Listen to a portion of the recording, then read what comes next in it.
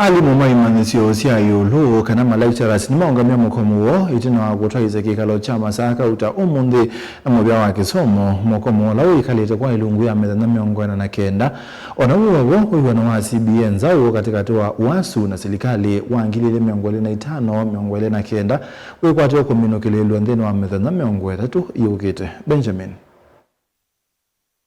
Masomo Imanyisyoni sya Yiulu makambi ya wakwambililia Yukite Itina Silikali kwa Muvia wa Kisomo Umunthi Wiw'ano na Alimu Nthini wa universities kuungamya Mukomo ula wiunami na Mithenya na kenda.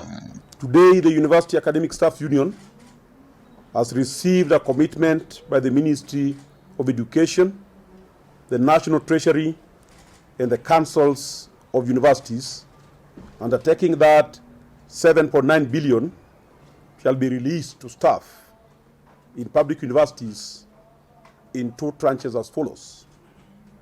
Kenya shillings 3.8 billion in November, but not later than 31st December 2025. Kenya shillings 3.8 billion in July 2026.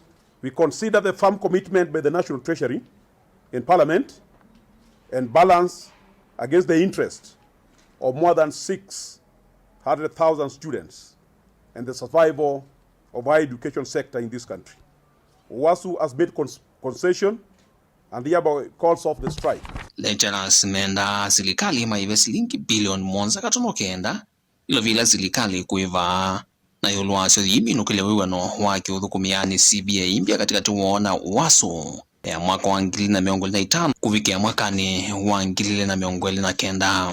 We have agreed that CBA for 2025-2029 will be negotiated and completely registered within the next 30 days. And if you honor what we have signed today, I want to commit that there shall be no strike called by UASU up to 2030.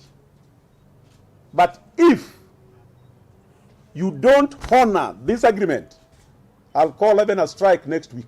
Muvia wa Kisomo inginomia mwamulo Alimu alame Mukomoni mane wendaya na maikala mawe masiokedia uyani CS Migoso Gamba aiweta the akio Kutwaiisya Mukomo.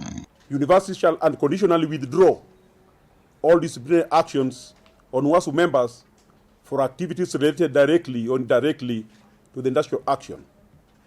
All disciplinary action commenced during the pendency of the industrial action shall be deemed withdrawn. And I want to apologize to the comrades for the 42 plus days that they have lost. However, our members have committed that they are going to recover the lost time fully. Kuma vamos inilovi delivote vilingwa mavonye nito Benjamin Mwakam.